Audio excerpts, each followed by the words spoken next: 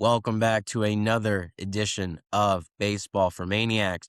The opening day roster is set, and I'm just so excited that we are 3 days away from opening day, Thursday, 4:15, Christopher Sanchez versus Nathan Eovaldi. And speaking of Christopher Sanchez, before I get into the opening day roster, he got extended today, and he was on one of the most team-friendly contracts to where I believe he had 2 more years, and then he had 2 club options, right? And the Phillies got out of it early because they saw the kind of talent Christopher Sanchez has. He finished second in Cy Young voting last year. 2024, he had a phenomenal year, 3.38 ERA and 180 innings. And I feel like this move, more than anything, is a move in good faith for the organization because he was on quite literally the best team-friendly deal in baseball, and they wanted to get out of this early, but also pay Christopher Sanchez what he's deserved.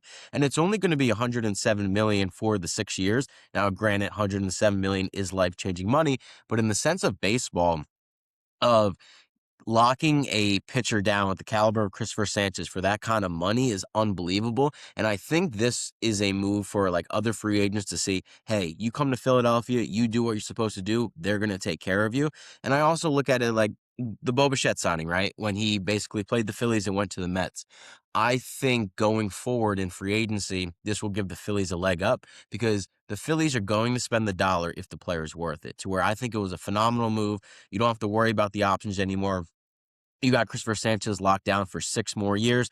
You got Nola locked down to 2030. Wheeler said he's probably going to retire after 2027, but with the impending lockout, like when he did his interview with WIP, he kind of hinted that he doesn't really want to end his career in a shortened lockout season, to where maybe we can have Zach Wheeler for 2028. Jesus Luzardo just got extended. Andrew Painter's here till 2031. Their team control.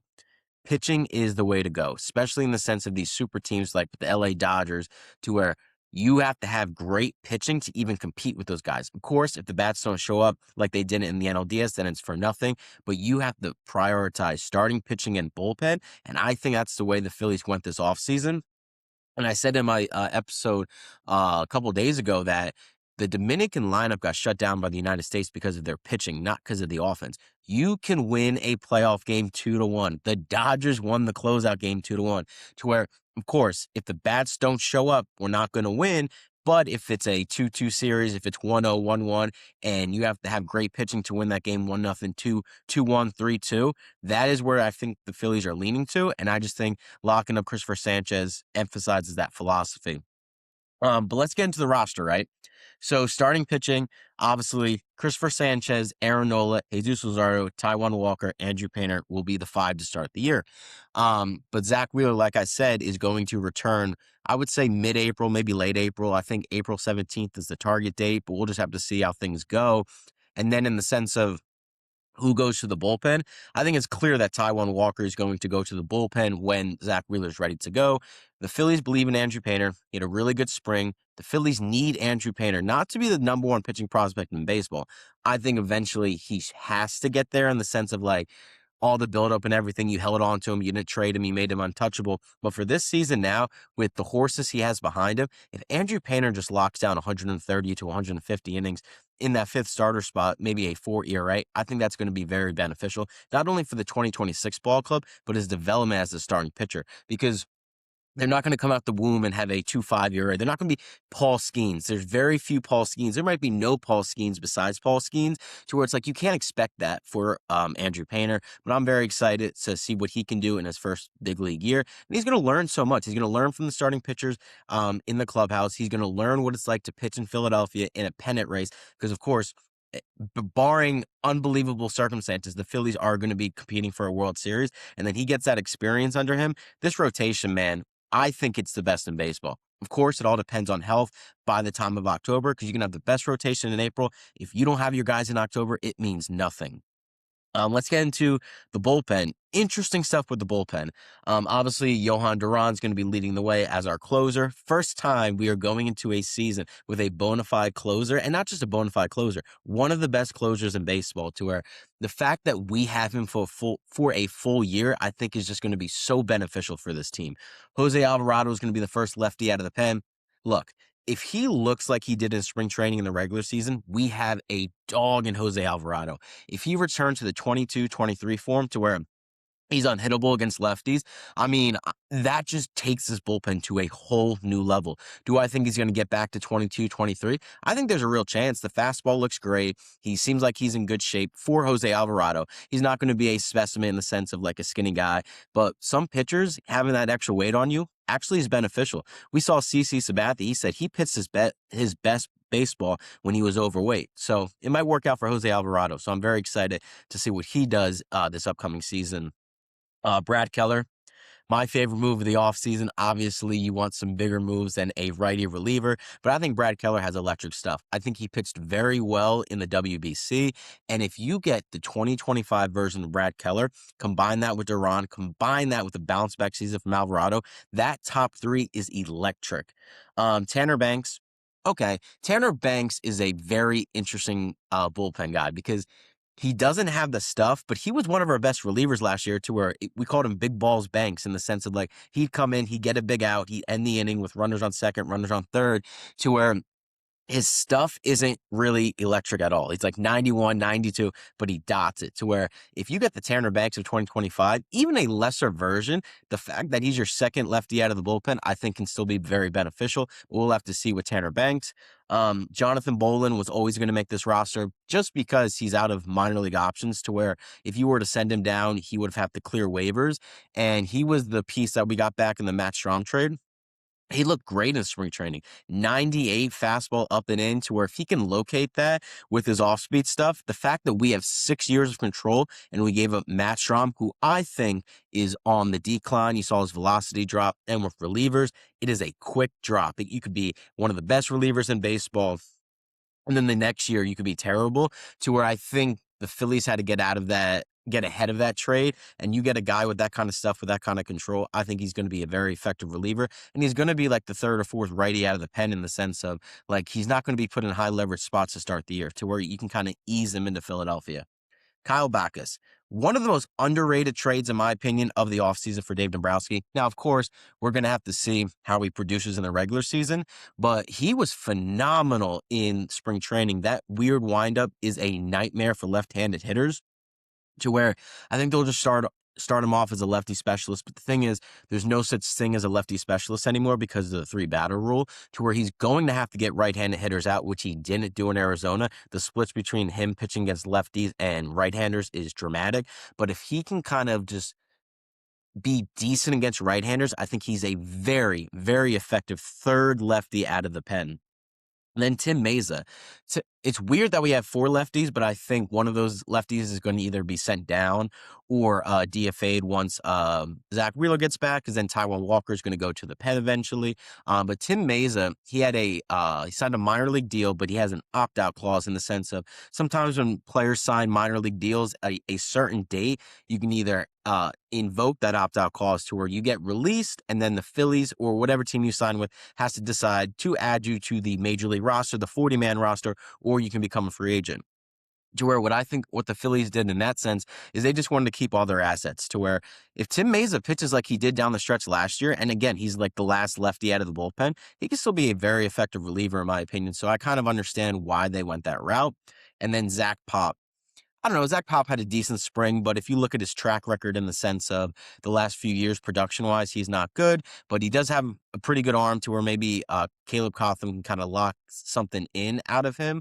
But in my opinion, he might be the first guy to go, either him or Tim Meza, when Wheeler does return. But again, he's the last pitcher out of the bullpen, to where he's not going to really be deciding games for you at all. Now, the one reliever that unfortunately will not be in the organization anymore, Zach McCamby. He was picked up in the Rule 5 draft this past winter, and his stuff was phenomenal. He had a 1.23 ERA in the sense of his spring training stats, but you would have had to keep him on the 40-man roster. And this bullpen has so much depth to where someone had to go. I personally would have liked to keep him, just in the sense of once you decided he wasn't going to make the roster, he has to go back to Miami. So that's unfortunate, but the Rule 5 guys, it's very rare that they stay in the organization that picks them up. Like Griff McGarry, when we lost him to the Nationals in the Rule 5 draft, he got DFA'd today, to where he's going to have to clear waivers, to where if another team doesn't pick him up, he can come back to the Phillies organization. We just have to give the Nationals $50,000 cash considerations, to where I mean, you lose Zach McCamby, but you also might get Griff McGarry back, and he's been a very interesting prospect. His main thing has he hasn't had control. He has good stuff to where if he comes back in the organization, that just helps the depth out tremendously. But that's essentially going to be the bullpen, which I think is the clear strength of this team. I think the rotation is their number one strength, and then their bullpen to where pitching wins games, especially throughout 162 games, to where the Phillies and their fans should be very excited to what they have on the pitching side. Let's get into the catchers. JT Realmuto and Rafael Marchand. Marchand has won the backup job. And both him and Garrett Stubbs are out of options to where whoever didn't make the team, they're going to have to either get traded or clear waivers. So that's essentially what's going to happen with Garrett Stubbs. Dave Dombrowski told him that they're going to look for a trade to see if any other teams are looking to give him a spot on the major league roster. If that doesn't happen, he will have to be DFA'd and clear waivers. But if he clears waivers and no one picks him up, he's going to come back to the Philadelphia Phillies. And I think that's what's going to happen because Garrett Stubbs has a weird contract to where it's like, it's split between he has his minor league salary and he has his major league salary. But his minor league salary, I believe, is like $500,000 to where I don't see many teams like in Major League Baseball wanting to pick that up for a backup catcher or someone that might be between minor leagues and the big leagues in the sense of paying someone $500,000 who might not always be on the big league roster to where I think there's a real chance Garrett Stubbs comes back in the organization. I would love it. I think Garrett Stubbs is a great not a great player. I think he's a great clubhouse guy, but you can never have enough depth to where if he's catching for Lehigh Valley and let's say Marchand or JT goes down and you bring up a guy like Garrett Stubbs who not one only knows the clubhouse, knows the pitchers, and then even if he's in AAA, he was like Andrew Painter's catcher when he was pitching for him. I feel like that was very beneficial because Garrett Stubbs is a really good defensive catcher. So we'll have to wait and see what happens in that sense. Infielders, no surprise. Bryce Harper, Bryson Stott, Alec Boehm, Trey Turner, Mundo Sosa, Dylan Moore. So Dylan Moore had the same sense of Tim Mesa to where he had an opt-out in his minor league deal to where the Phillies either had to outright release him or add him to the 40-man roster. They decided to add him to the 40-man roster, give him a major league deal.